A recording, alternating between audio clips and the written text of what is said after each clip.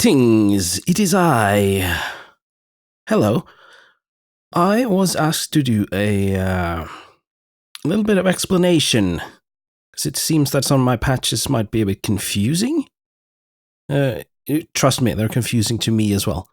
A little bit of patch from scratch is what I'm going to try to do. I've never done this before. We'll see how it goes. I think there's going to be quite a bit of edits, because I may stop and think for like 15 minutes, and I may stop talking entirely at some points. So we'll see what happens. I have nothing planned. I have no idea what I'm going to do.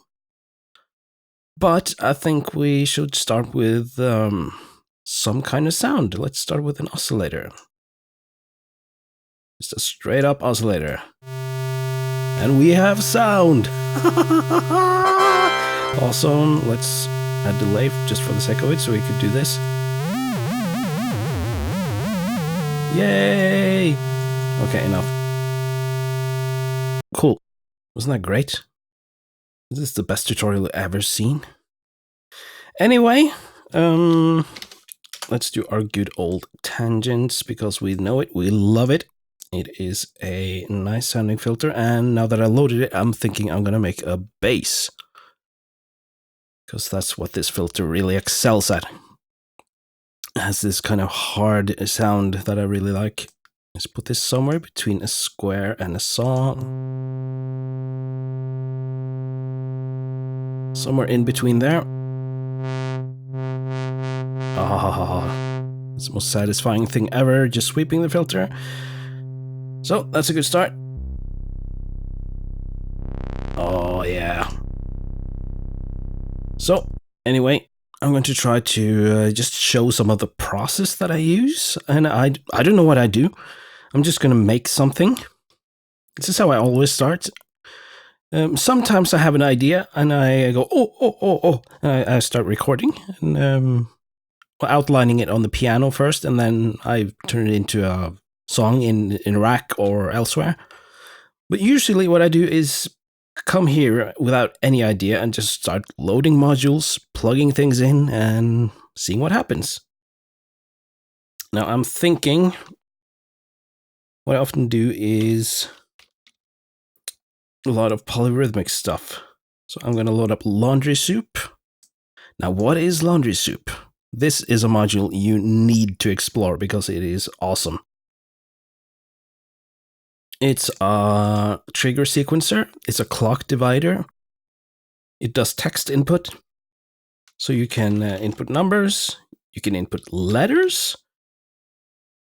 More about that later, if I remember to look up the documentation.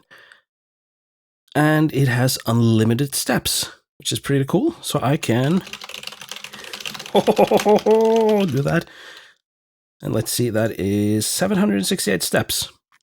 That should suffice for most things. So what it does, it works as a clock divider. Let's set this to 16th notes. Let's just demonstrate quickly. Just gonna grab a snare because it is easy to hear what it's doing. So, actually, let's bring in a kick first and run it from the clock. We just start with our good old house kick right there. Now, those are quarter notes. And what Laundry Soup is outputting is a bunch of divisions of 16th notes. And I have no idea what I typed, so it is a random, semi-random sort of bunch of divisions. We'll see.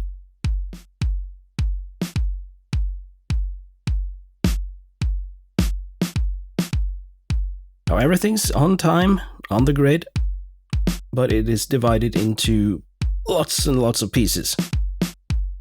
See, there we're in step 300 out of 768. Now this is not going to repeat for quite some time. So you see, this can be a really powerful tool for polyrhythmic stuff. So in its purest form, that's what it does. Now let's go back to something sensible. What I often do is I set up a bunch of odd numbers. 3, 5, 7, that's kind of cool. And you know what, let's keep this kick running. That's kind of nice. And we can type 00004 to get our typical snare pattern. Let's start with that. It's a good start. It's easier to see what is actually happening without it going completely polyrhythmic from the beginning. So that's all right. That's a good start. Let's see. We can load up some. Let's do some hi-hats, shall we? I want to use this one. And we'll use the pattern of 3 for the regular hi-hat trigger.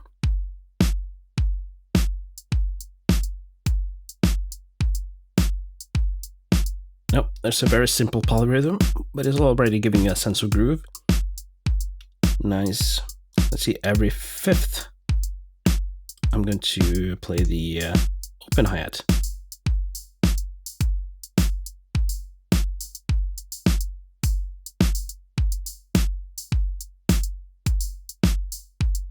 But that's a good start. And like I said, I have no idea what I'm going to do. I'm just rambling and patching. And how long are we going? Almost 7 minutes already. Wow. Okay. Let's see what we can do. I'm going to bring in rings because I love this module. It is so overlooked, so underestimated. Let's do the pattern of 7. I'm gonna run this in stereo mode.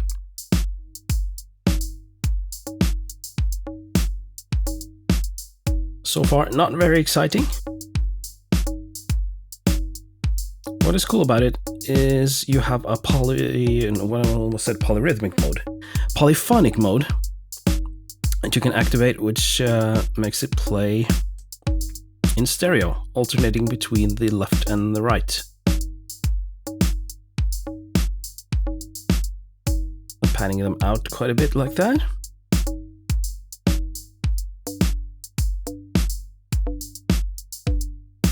Now if you get the harmonics around there, that should give us a more solid note. I'm going to bring in some sample and hold. Something I usually start with. I'm also going to load an attenuator. I like to use this one. It has 8 attenuators. 8 sample and hold, 8 attenuators. Let's bring in a quantizer. I like this one quite a lot. Arbitrarily gonna go for an F sharp minor. Actually, let's go F sharp minor 7. Dominant 7. I have no idea what I'm talking about. I'm just rambling. Let's get the same trigger from the 7 pattern into the sample and hold, into the quantizer, attenuator, then quantizer, and then into volt per octave.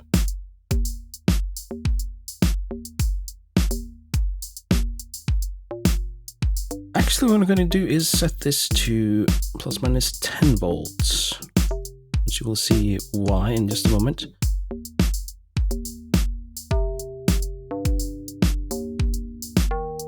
So far this is nothing, but just wait, we'll get there. I'm going to use the string modeling. I like that sound quite a lot. Just going to turn it up a bit so I can hear it properly now. Working on headphones for the video, so I'm not quite used to how it sounds. Usually play through a pair of speakers. Now let's see, what do we want? Actually, I'm going to bring in a bit of delay that I've already pre-wired. That's the wrong channel.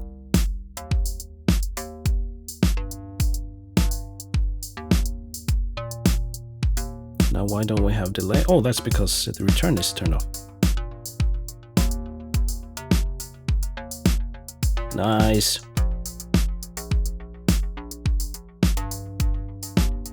So the thing about rings, it is not tuned to C standard.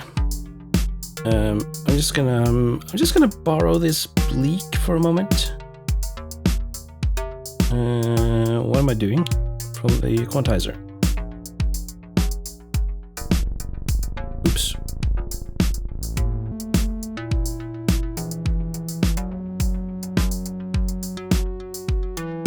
Now we are in tune. That's cool. Now we are in F sharp. Of course, you can just use a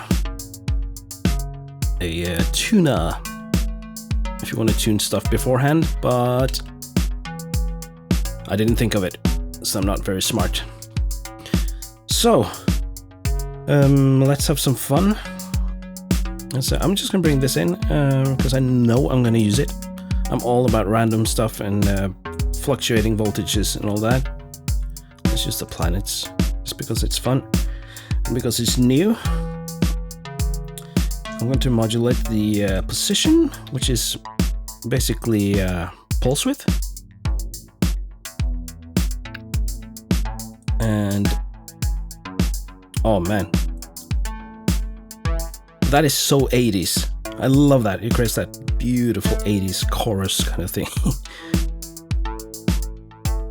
Nice. Let's modulate the damping a little bit. Oops. A little bit of the brightness as well. Just a little bit. And let's grab a, let's just use the 16th notes to trigger some notes here from the sample and hold. I'm going to run that into our bleak. Let's just see what happens. Nice. Cool. Also, what I want to do is to do a bit of our standard sidechain ducking effect.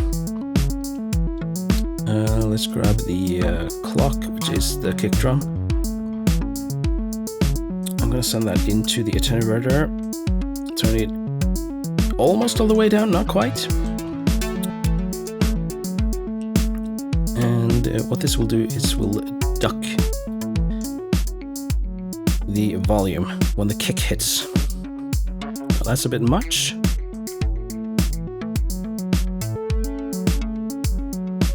Yeah, something like that. So let's turn down the decay and add a little bit of hold time.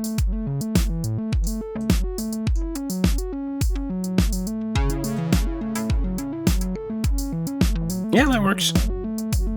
That's what I'd typically do for if it were a house beat or some EDM thing.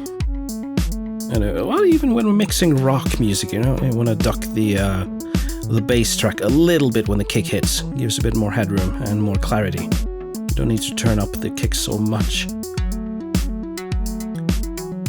Okay, so now we have something polyrhythmic going on. My explanations are probably terrible, but I'm just going off the top of my head, just rambling.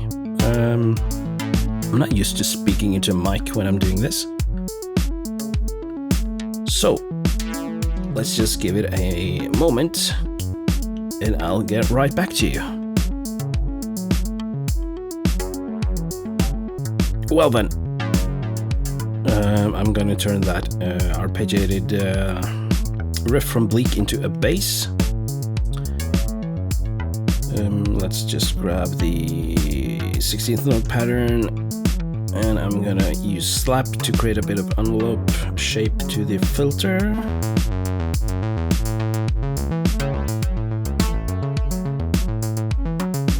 Just make it really thick and nice. Oh yeah. See, I'm gonna have to balance stuff a little bit out here.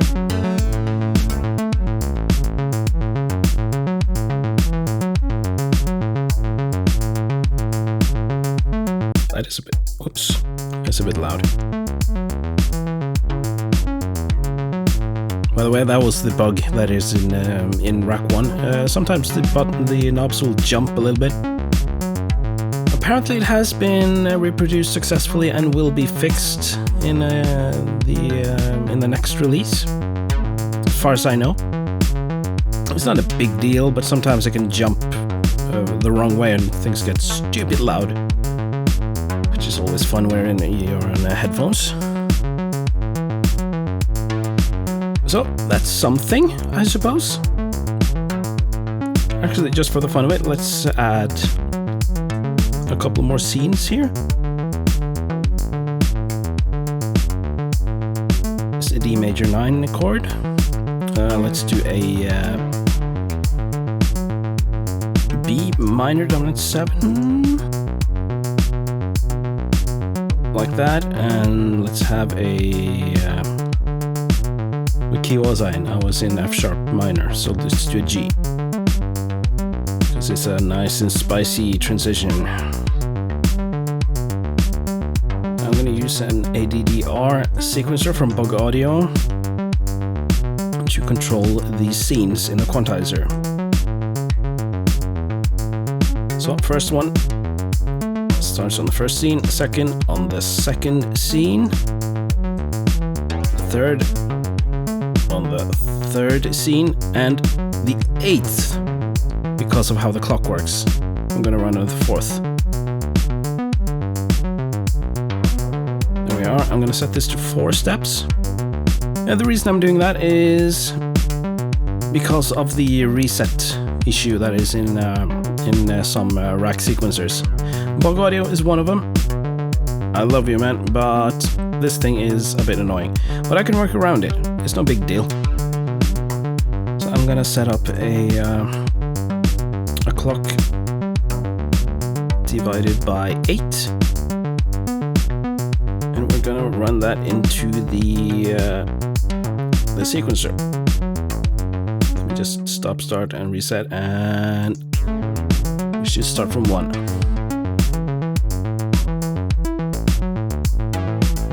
Now it's cycling through the chords.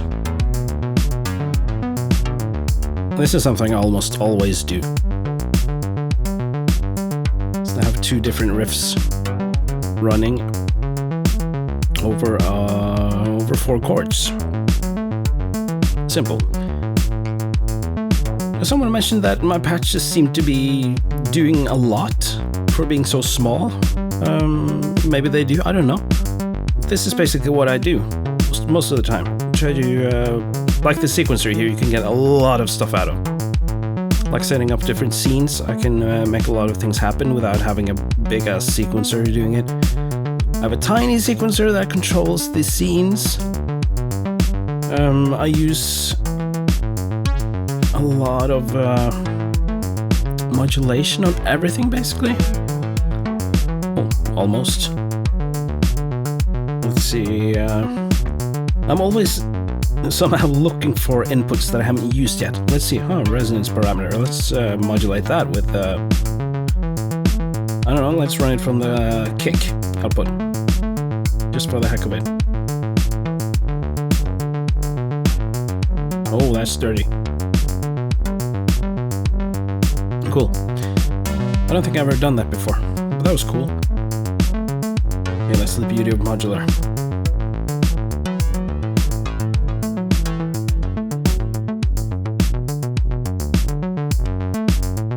We're definitely going to modulate the decay a little bit.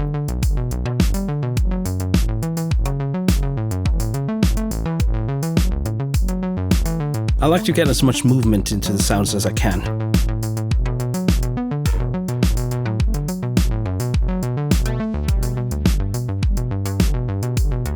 Let's see, what else do we have? I try to look for things that I can do with the modules I already have loaded, instead of always pulling up a new module for every single thing I want to do. And already, this setup can do quite a lot of things.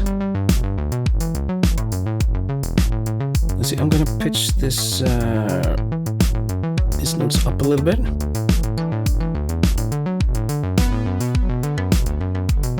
Cool. Now, I feel we need some more kind of arpeggiated pattern here.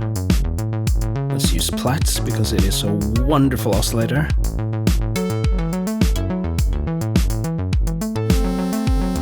Nice. Sample and hold, since we're working with that. This is something I usually do. Instead of sequencer, I just use lots of sample and hold. And I use lots of patterns from Laundry Soup. Let's do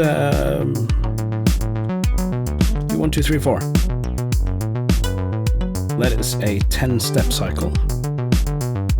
Run that into sample and hold, into the attenuator, into the quantizer, and Platts. And that's how easy it is to make a riff. Not the best riff I've ever heard, but hey, it's something. Now you have all these polyrhythms coming together in something that sounds kind of full. I'm gonna grab the output from my sidechain ducking signal here. Oh, that's the wrong channel. Just to let the kick punch through a little bit.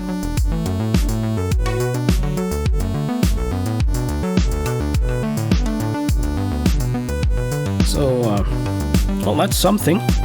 Let's do another random little pattern there. I'm gonna, duplicate this slap. And I'm gonna take its output and send it into the level.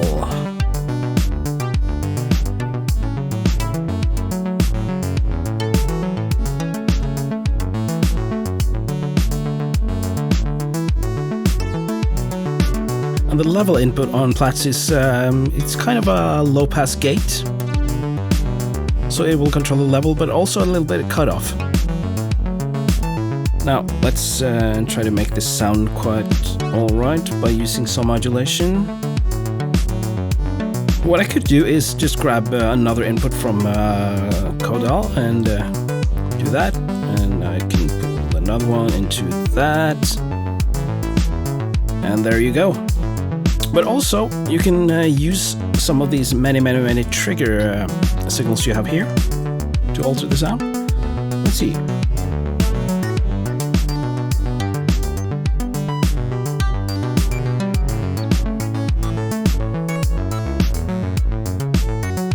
That can be a lot of fun. Let's try another one. Let's try the 5 pattern on the other one. Actually, I want to go with the wavetable. Where are you? There you are.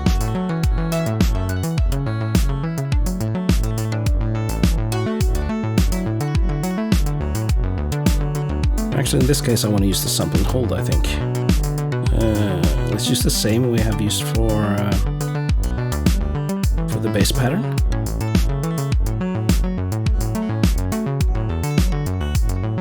Well, that's something. Actually, you know what? I'd rather... that wasn't as cool as I thought. Whoa. I'm just going to use the first program.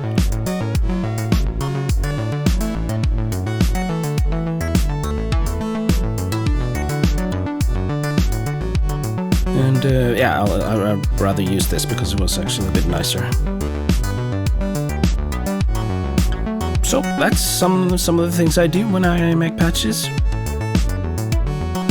Try to take advantage of what is already in the patch. Let's see, let's do the FM from... let's use the bass signal from tangents, just the output into the FM.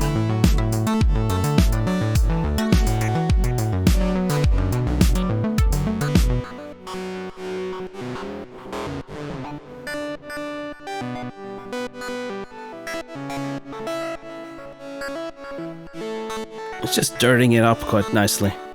You're getting this undertone that is that's quite cool.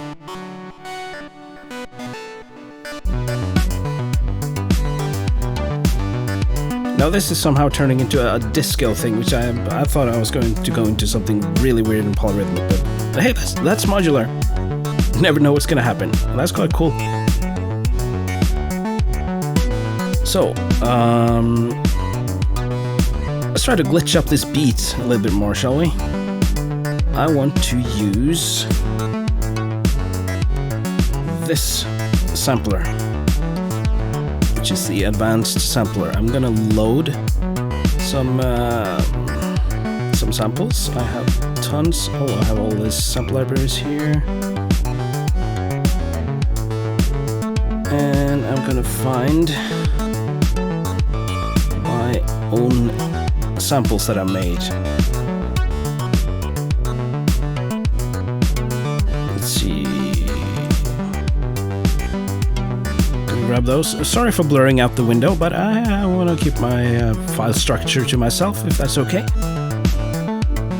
Now, what are these samples? Why are they called macaroni? Because that's literally what it is. It's macaroni. It's a pack of macaroni that I've sampled with a contact mic. A contact mic is unable to pick up any ambience. It only hears what it's attached to, which is quite cool. It's a totally isolated sound that you won't be able to hear in real life.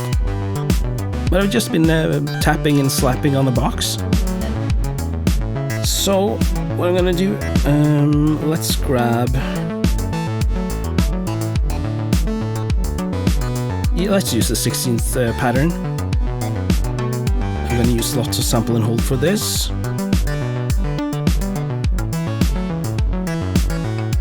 Using that to play a different sample each time.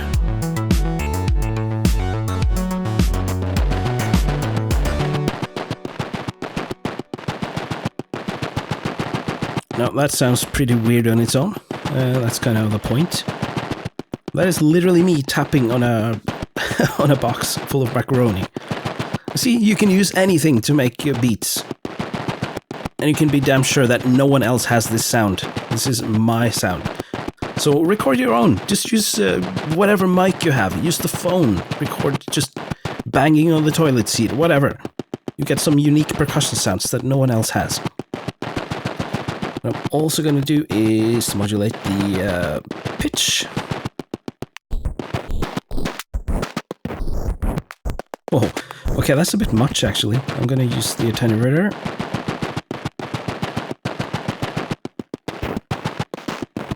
And I'm going to tune it up quite a bit.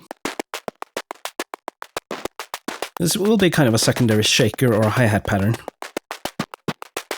Also going to modulate the decay parameter. I'm using lots of sample and hold in my patches. There's lots of different sample and holds. Create as much variation as possible.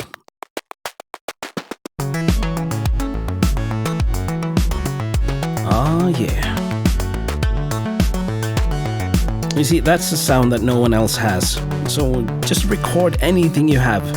Use anything to record anything. I'm actually gonna add that to my sidechain ducking thingy.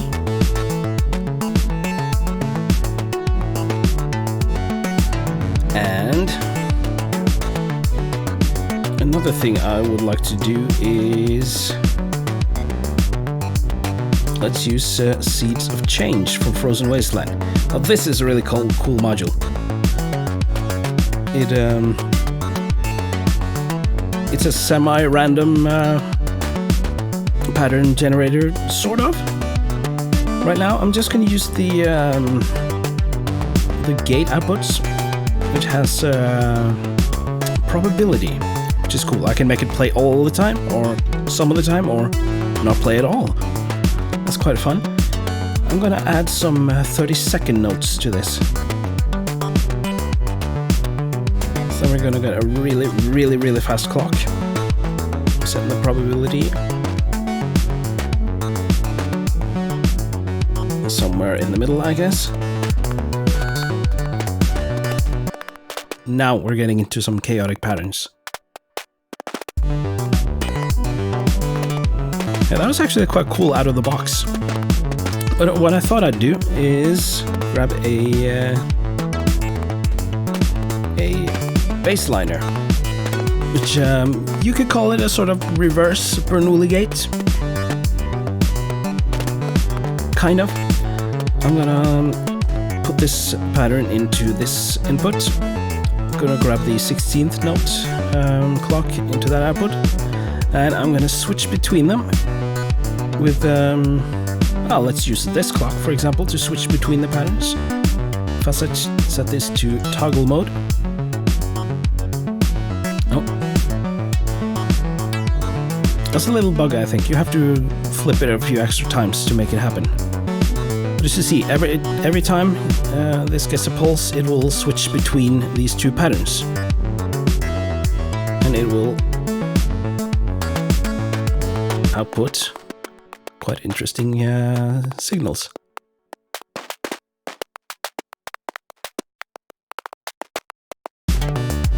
That's quite neat. And in addition to that, let's grab the same output, send it to our blessed sample and hold, and run that into panning.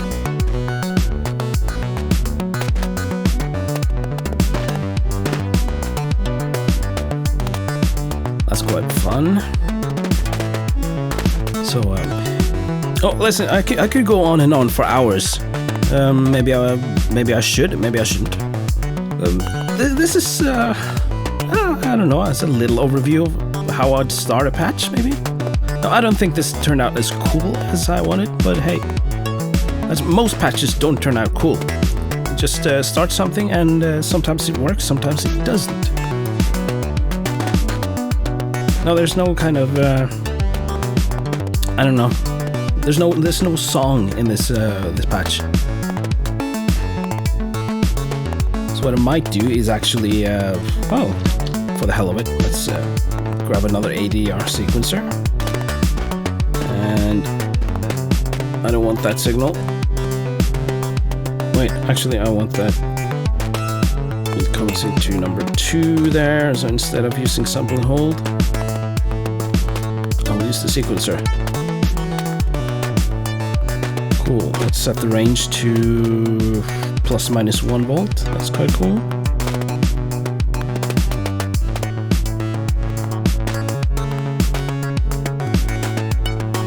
What was I thinking?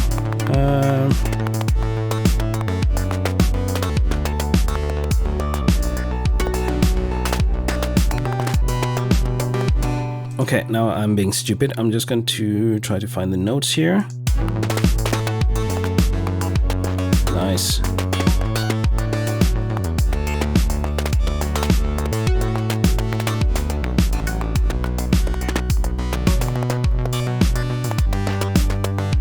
Okay, there we go. Nice.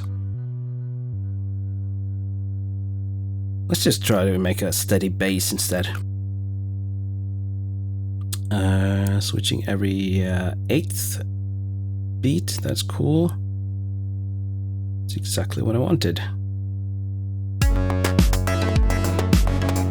Okay, now we have a steady bass. Now we can start to make a song.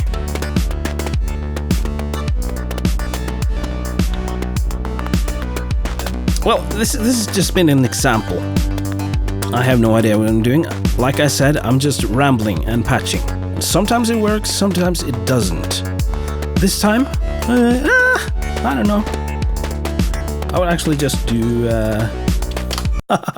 do that. Now it's gone. It's gone forever. You'll never be able to get it back. But that was a quick patch from scratch. I'm going to try to do more of these. It's quite fun. And next time I'll try to make a sort of idea before I go start patching. Or maybe I shouldn't. You tell me, should I or shouldn't I? We'll see what happens. That's the fun of modular. It's chaotic and full of surprises, full of randomness, and anything can happen. So that was a I'd say unsuccessful patch from scratch. because it didn't turn into anything. And actually now, after the fact, I should have saved the patch, because shouldn't I? Doesn't matter, does it? I'm gonna do more of these. Well, thanks for watching. If you did, if you made it this far into the video, you're a hero. I can't believe you kept up with me, or I can't believe you were able to stand listening to this rambling. If you're into this sort of thing, or just random modular music, subscribe if you'd like to. That'd be very nice. And you see that like button down there? You could click that as well. If you disliked it, click the dislike button. Be honest. And we'll see you next time. Okay, bye.